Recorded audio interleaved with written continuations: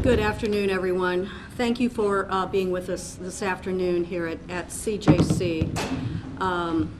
As all of you know, there was a major disturbance here on Saturday morning. 2 units on the 4th floor were involved in that disturbance. It began with an attack on a corrections officer. He was hospitalized but is recovering. Detainees jammed the locks and took over the units, broke through the secure area to the perimeter, broke out the glass, set fire to furniture, stopped up toilets, stopped up drains, placed a lot of tables in front of the door to the unit doors, causing water to flood the unit and drain down onto other floors. The control panels for the locks were thrown out the broken window, along with a lot of other furniture and mattresses, etc., that landed on the ground below and on parked cars that were parked on 11th Street and 12th Street, Tucker. The situation was this began at about 2:30 or 3 in the morning. It was brought under control around 9:30 in the morning by the sheriff's, police, and corrections staff. About half of the individuals, the detainees, were moved to the 5th floor, and about half of them were moved to an open pod at MSI. As you all know, this is the 3rd disturbance at CJC in around 40 days. A number of social media posts express the position that no one should be detained while they are awaiting trial. I will just tell you that there are only about half the number of people detained today that there were 4 years ago. And so that situation is being managed so that only the most serious offenders are detained. The individuals that are detained at CJC and MSI are sent here by the judges. The city's job is to detain the individuals that are sent to us. The city's job is to detain those people in a safe and secure way as possible. Commissioner Glass, who you'll hear from in a minute, and the city have no say in who we detain, what their bail is, or how long they stay. Complaints have been posted on social media, and Commissioner Glass is going to speak to those complaints in just a few minutes. Today, I am announcing the formation of a corrections task force to review and assess the facts, to review and assess the situation here. That task force will be headed up by former Supreme Court Judge Mike Wolf. He's also the former head of the SLU Law School. And other folks will be added to the task force this afternoon. But we have I have personally spoken with Judge Mike Wolf a couple of times today already, and he is happy to assume this role as the chair of this new corrections task force to review and assess the situation.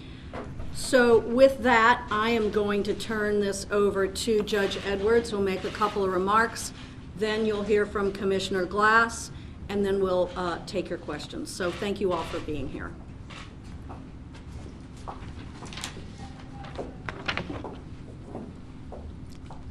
Before anything else, let me say that I am very empathetic to our detainees, their families, and friends for the slow disposition of their pending cases.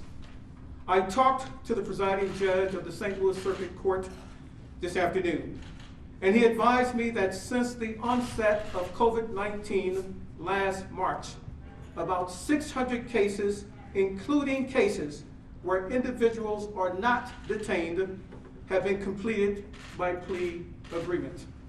There have not been any jury trials conducted in the circuit court since last March. This is problematic.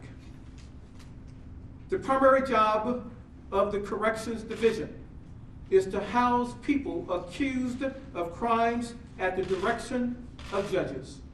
The Correction Division has no authority to admit people to jail or any authority to release people from jail. Those decisions are the decisions exclusively vested in judges. I have asked Commissioner Dale Glass to discuss the things that the Corrections Department is responsible for or may, in fact, direct. Commissioner Dale Glass will now address those issues.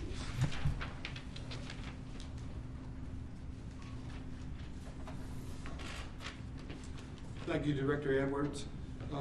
There are a couple of issues I'd just speak to because this is it addresses some of the comments that we've been hearing in social media and in the public. First, I'll briefly talk about COVID precautions or protocol. You can find our COVID response or action, the protocol, on our website. But just to give you a brief idea, when a person comes to jail, first thing we do is an intake assessment, take their temperature, ask questions, do a survey about whether or not or what their status is as it relates to COVID-19. Once they are remanded to my custody or jurisdiction, we then place them in isolation for 14 days before we move them to the general population units. In terms of PPE, we have plenty of PPE.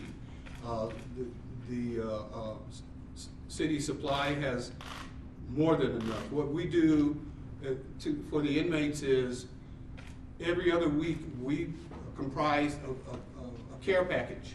It has hygiene items, it has chips and various things like that, and 4 masks. And that's issued to them free of charge every other week. And our advice to them is that if this doesn't work and you need a mask, let us know. It's available to you upon request. Because even though 4 should be enough, if it gets soiled or damaged or something like that, we're ready to replace it. So we've got plenty of PPE. It's not an issue. The other thing is that they talk about the medical care here, and we are actually nationally certified and accredited by Corrections Health Association, and we have been for quite some time. And part of that accreditation requires our medical staff to make rounds in the unit 3 times a day, taking temperatures, asking how people are, passing out medications. A person requests medical attention, it's provided. If they request to be tested for COVID, it's done immediately.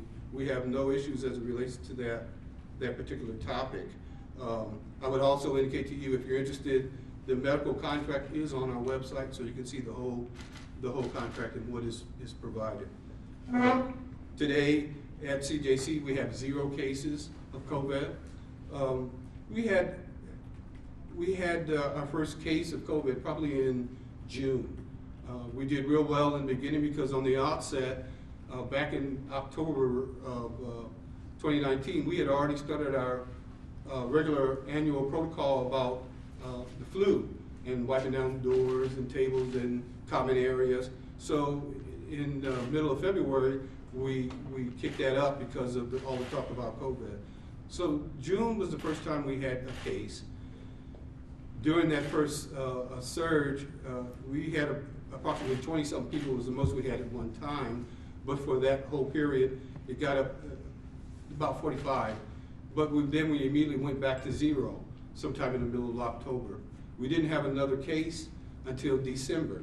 Another surge happened, and we got up to about 20 or so cases. Approximately, I think this whole process we had about 80, 85 people that actually were positive. And now we're down to 3 again. And so I think that speaks to our protocols do work in terms of cleaning and wiping things and bringing that back down. So we can't prevent people from getting COVID coming into the jail. Either it's a staff that might have it and doesn't know it, or somebody who was arrested. Even if they are arrested and have COVID, we can't turn them away. If the court says they come here, they come here. So we have to provide care for them. So that I think speaks to that issue. The other thing that was said was about building temperature. Well, we have an automated building system, and we set it on 72. In fact, as I was explaining earlier today, we just replaced that whole system last year. So it's a brand new system. Temperatures, I don't take temperatures daily here because we set it, it's computer controlled, we monitor it. And so temperatures are not an issue. There was also comments made about meals. The menus that we have were approved by a dietitian, then reviewed and approved by me, and then approved by my medical staff, which is part of our certification. So they have an appropriate meal, calorie count, and all those issues are taken into consideration. I won't bore you with all the things that we do, but we go above and beyond involving the inmates in what's on the menu. They've even been able to say, we don't like this, but we would like to see that. And then we get it approved by a dietitian, and then it goes to the menu. In fact, in terms of them having food, we prefer them to eat what's on the menu, but we have vending machines in the units. Well, all they have to do is go up and buy what they want. So they're being fed. That's not a problem. And that contract also is available on the website. And so those are kind of some of the things that are being said that are not true. And so I just wanted you to be able to hear those things from me. So that's what I have. Thanks. All right, I imagine there are questions. I'm going to try to go one by one here. So, Ray? It seems from what we're hearing from the detainees versus what we're hearing today seems to be 180 degrees difference. And this was a rather passionate plea that they had, obviously you saw on Saturday. How come there seems to be this disconnect right now? Can anyone talk to that? So, Ray, I think that's one of the things that certainly the task force will take a look at here. We run a good operation here, and Dale is extremely competent and experienced operator here. So, I understand that there are different agendas, and frankly, being confined, I'm sure, is a very difficult situation. But in terms of keeping folks here safely and providing them with adequate food and adequate temperature and all that sort of thing, we are doing a good job here. But we'll let the task force really make that determination. And the other thing, of course, is when COVID, and you all know, has affected everything. And so for the last 11 months, I guess it has been, we've been living with COVID, and the courts have been closed. And so that causes people to be here longer than we want them to be here, and longer, I'm sure, than they want to be here as well. So I think the uncertainty of that likely plays into some of this as well. So, you ask a lot of questions with respect to responsibility. The responsibility to keep individuals safe is the responsibility of corrections. Everybody was kept safe except for our correction officer. The responsibility of putting people and placing people in this facility is that of the judges. This is a process. We are one part of a very precarious process. We are the second part. Police officers are involved. Actually, we're probably the third part. Police officers are involved. The prosecutor is involved, together with judges, and then we are the landlord. We have no discretion. We are acting in a very ministerial way, and that is just simply to be the landlord. Chairman Moore. Mayor, everyone knows that St. Louis is all about commissions, and nothing ever gets done when we have a commission. Why do you think this is going to work this time?